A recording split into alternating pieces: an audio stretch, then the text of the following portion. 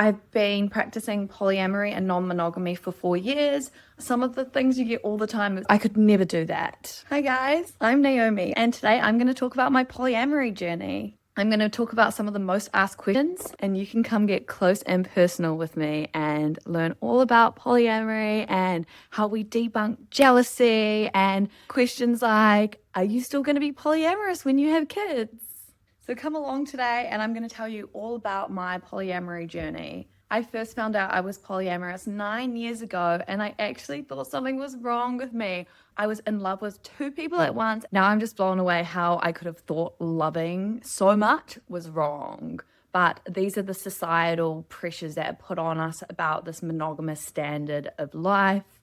And that has been the blueprint of relationships for so long. And now I'm so grateful we live in a day and age now where, at least here in New Zealand, we have so much freedom to express and explore and to love freely. So when I thought something was wrong with me, I actually Googled, why am I in love with two people at once? And polyamory actually came up. And then I realized it was an actual thing that people had been practicing since the dawn of time. It's very natural for people to be polyamorous. And from then on out, I disclosed it to anyone I was dating that I was polyamorous. But of course, a lot of these men didn't really ask what kind of relationship style I wanted. It was all about claiming you, which feels really good in the moment, but I knew that was never going to be true. I knew I could never just be with one person for the rest of my life.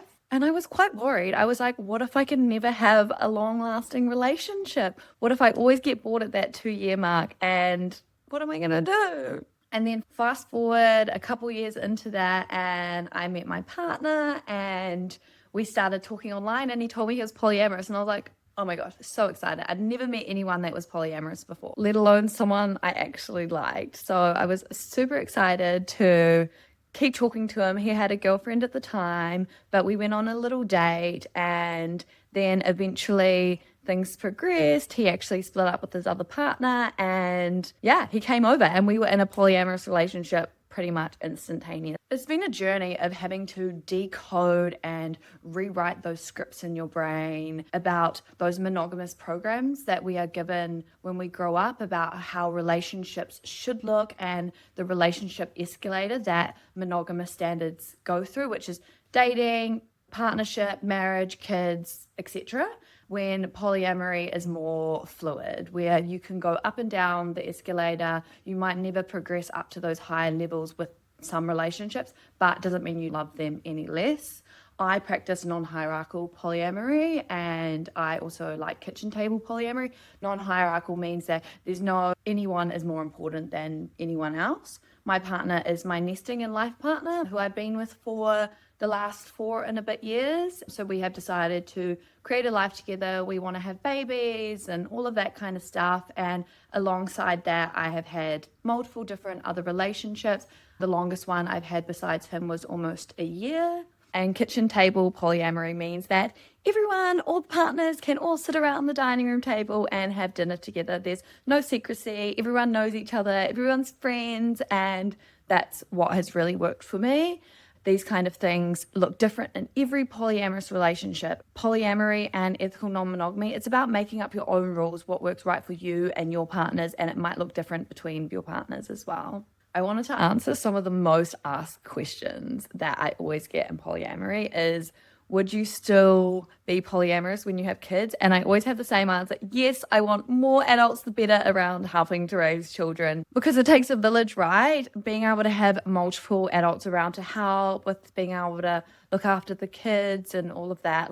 It is really beautiful. I do have some really beautiful children in my life now with different relationships I have, and it makes me so happy. And jealousy, people always ask, how do you combat jealousy? It is really open communicating. You have to have the most open communication when you're in these sorts of style relationships. So I found it quite difficult at the start at combating those jealousy feelings, because I had never really suffered with any sort of jealousy being in monogamous relationships before. So you have to really debunk those kind of feelings and be like, okay, why are they coming up? What do I need? What am I not getting? What do I need to hear? And really having those deep conversations. I love the book, The Ethical Slut. That helped me so much in my non-monogamous polyamory journey, it told me all of the wording. It's not about asking for permission for anything.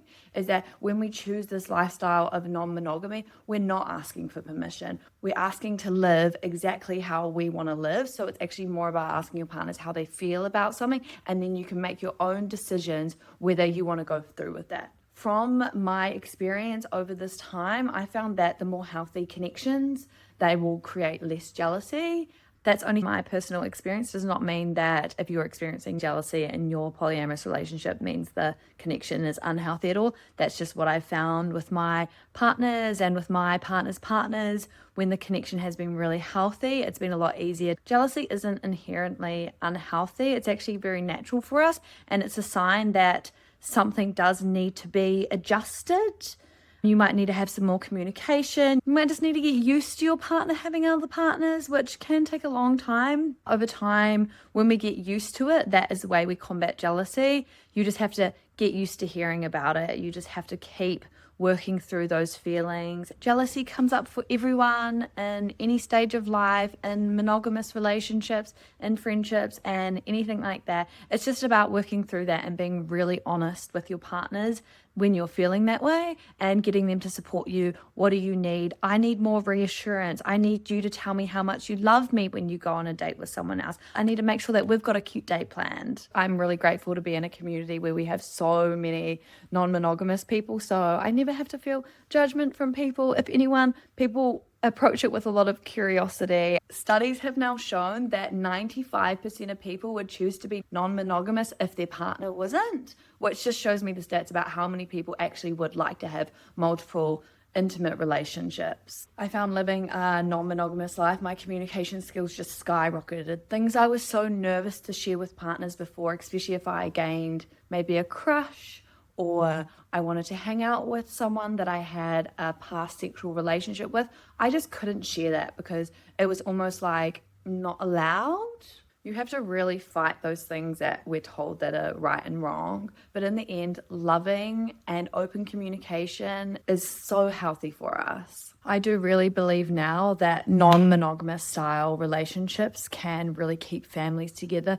Divorce is so common. Cheating is so common. People are already living non-monogamously. They're just doing it unethically. Ethical non-monogamy can keep people happy, exploring new connections in their long-term relationships and lower the rate of divorce, lower the rate of cheating. It really keeps people together because you can have all of the love, you can have all the stability of your long-term partner while exploring and getting that new relationship energy and learning things from different people.